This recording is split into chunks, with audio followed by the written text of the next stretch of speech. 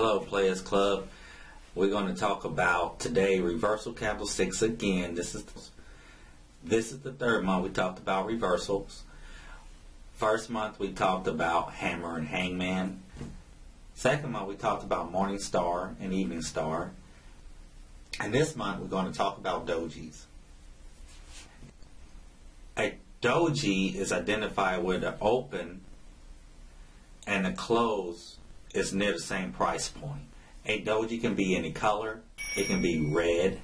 It can be green. It can be black. However, a doji means nothing on a price chart. And the reason why it means nothing on a price chart because it has no direction. But if it is in a certain place on a chart, it means a whole lot. The reason a doji does not hold any value alone for an investor is that it can't tell you the price action of the chart on any day. For example, if you look at this chart here, this chart tells you that if you pick any doji in this area right here, you see it doesn't make you any money by picking a doji. The stock market went sideways.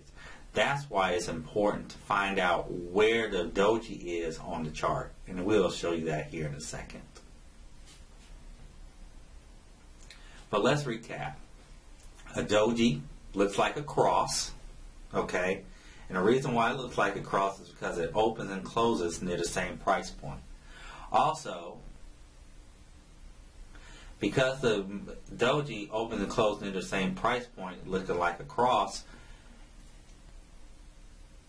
it tells you that there's indecision in the market or in the chart. Also, it tells you that neither the bulls or bears are winning at that point. And lastly, the cool thing about a doji, depending on where it is on a price chart, is that even though there's no winners, yet a winner will prevail. Even though there's indecision there, a decision has to be made, and this is where you profit. Another way to think about dojis is that there's supply and demand. Supply and demand are more evenly matched at that point, and a reversal is warranted. If you don't know what supply is, think of supply as more product on the market. So when there's more product on the market, the price actually comes down. But when there's more demand in the market, if there's more demand in the market, that means product is being bought faster, right? So that means that the company can sell their product at higher prices, okay? So when you see the doji, supply and demand is evenly matched, buyers and sellers. To determine a winner of a doji, you must look at the price of the stock, determine the volatility, price action, and the previous candlestick. For example, if you look at this chart behind me, you will see how much it moves up or down in a relative short amount of time. This is what volatility looks like. You have the stock moving up and down, up and down. So that's volatility. You can have a lot of volatility and you can have a lot less volatility. When you're picking a stock, you want a stock with some volatility because that's how you're going to make money. If you have less volatility, meaning that the stock is slowly moving up or slowly moving down, you will make money, but it's going to be over a longer period of time. Because we are income investors, we want our trades in shorter term.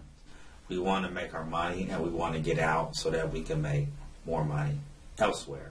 So again, remember that a doji means nothing to an investor or a trader on a price chart unless it depends on where it is on the price chart. And here is how we determine where it is on the price chart. Like all the other reversal candlesticks we talked about, first you want the stock to be in a trend, okay? An uptrend or a downtrend. Once you realize that the stock is in an uptrend or a downtrend, and you see a doji, there's indecision in the trend. There's a indecision in that market at that time. Then you can go ahead and make a decision as to if it's in an uptrend to sell or to short sell. If it's in a downtrend, to buy. But before you buy or short, there are some things that you must do, and that's wait for confirmation. By looking at this chart behind me, you see that the stock is in an uptrend. As the stock goes higher, it forms a doji. It gaps higher, and then it forms a doji, and then the stock gaps lower, and it continues on with this downtrend. That was an example of letting you know that a doji is best served with confirmation. Some confirmations happen when stocks gap up or gap down with the doji. You see a long black candlestick or a long white candlestick. There's decline below the long white candlestick, advance above the long black candlestick. When you have confirmation after the doji, it helps you. So if your stock is in an uptrend again, and you have a doji, and then you have a long red candlestick, you have your confirmation to go ahead and short sell, okay, the market. Now, if you own the stock, however, if you already own the stock and you see the doji after the long uptrend, I would advise you to get out. And the reason I advise you to get out is because that's a warning signal for some kind of pause in that stock or market. If the stock continues to go higher, you have not lost, you still gained, you can actually get back in. But to protect from the downside, go ahead and get out or put a stop on your stocks. Same way in a downtrend. If a stock is in a downtrend, it's actually a little bit different. So if a stock is in a downtrend, you haven't owned the stock, right? And it forms a doji, right? You want to wait for confirmation on the next day. A long candlestick. Something that's going to exceedingly high volume. Something that gives you confirmation that the stock is going to go higher. There are three types of dojis. There's the Longlegged doji, there's the Dragonfly doji, and there's the Gravestone doji. The Longlegged doji represents the most indecision in the market. And the way a long-legged doji looks like, if you look on the chart here, it forms a cross, okay, just like a regular doji, but however, you have the long stem pushed higher and the longer stem pushed lower. The exceedingly high and exceedingly low tells you that there is the greatest amount of decision in the market. There will have to be a decision made on this chart or on this stock, okay? And also, if you see this long-legged doji in a sideways trend or in consolidation, ignore it. It will not help you. But however, if it's in an uptrend and you see the long-legged doji, you can make some money by short selling it down, okay? Or if you own a stock, go ahead and get out. On a downtrend, if you see a long-legged doji, wait for confirmation the next day before you actually get into the stock. The Dragonfly doji forms a T. That means it opened and closed near the same day, but however, the long stem down means that there was trying to be a lot of selling and could not sell, and it ended up closing right back at the point where it opened. So if you find this in a downtrend and you see the T or the Dragonfly doji, that is a great reversal signal for you to actually buy the stock once the stock is in a downtrend, you see the T, it should head up in an uptrend.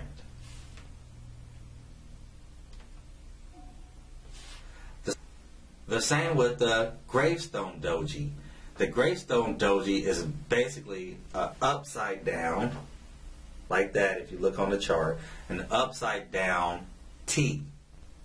And basically the stock opened and closed in the same, near the same price point. That means the stock opened and closed near the same price point. The stock moved higher during the day, but it closed lower. It could not, buyers could not buy it higher. So if you see this stock, if you see this Gravestone doji in an uptrend, I would get out without waiting for confirmation if you own the stock. If you don't own the stock, wait for confirmation for a reversal candle. No, wait for confirmation of the next candlestick before you short sell the stock. When you're using dojis, the Longlegged, the Gravestone doji, the Dragonfly doji, what you want to do is you still want to use your support and your resistance. So if the stock is in an uptrend and you see the Gravestone doji, you want to see this near resistance, your resistance point, okay, if you want to short sell the stock. If you want to buy the stock and the stock was in a downtrend or was moving down and recreated the Dragonfly doji, the T, you want that to sit upon support of some form. So make sure you find your support, find your Dragon T, okay? Or say if you was in a long downtrend, you had exceedingly high volume, right with it, when the day you had exceedingly high volume the day before the T showed up, or the Dragonfly doji, that will be my confirmation, knowing that telling me that the trend is over, or the downtrend is over and is ready to go higher. Also, the same way when the stock is going higher and you see the Gravestone doji.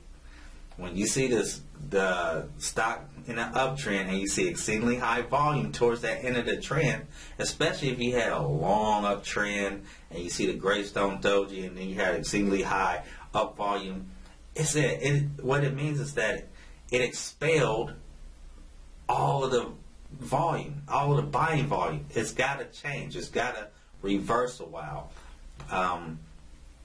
It has to reverse a while. It needs a correction.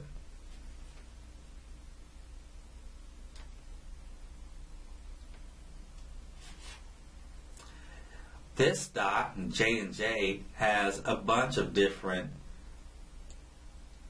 dojis in it that you can use. If you look right here at the very end where it's highlighted, you have two Dragonfly dojis. Okay? So you can say, all right, this stock has had a decent run, and I see the Dragonfly doji. I should be cautious before I actually buy the stock, if I wanted this stock, or I would wait until the stock comes down to near a support that I feel most comfortable with, which to me would be around, I'll wait till it gets to that price point there before I actually make the trade.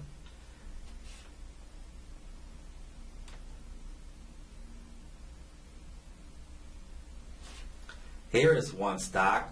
I cut it off so you can see what was going on here. The stock just came down here towards, what day is that? The 27th. It gapped below the 50-day moving average line and came lower, and it formed a doji right here. You see that? So your homework is to find out what happened to this stock. Will it go higher or will it go lower? All right. The stock is called RES. That's the stock symbol. And look at the chart. Find dojis in a chart in trends. That's the only way it's going to help you. another good thing about reversal candlesticks, before I let you guys go, if you learn reversal candlesticks,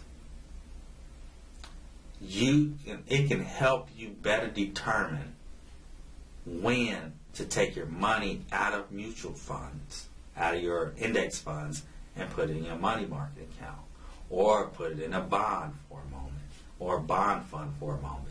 Because especially if you have index mutual funds, you can read an S&P index easily by typing in the SPY. So let's actually do that. Let me do that. So I'm going to go to stockcharts.com.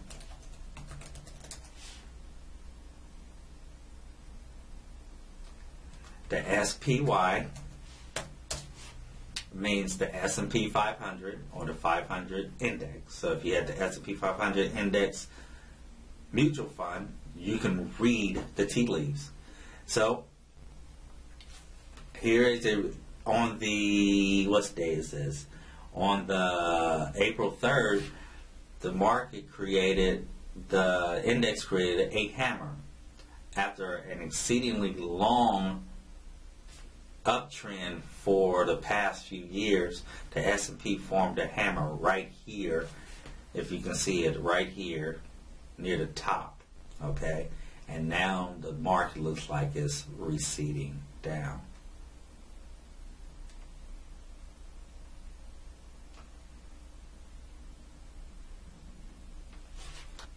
Well, folks, that's it. I hope you enjoyed this reversal candlestick series. We have 3 more candlestick series to go through before we go on to talk about different patterns in the chart.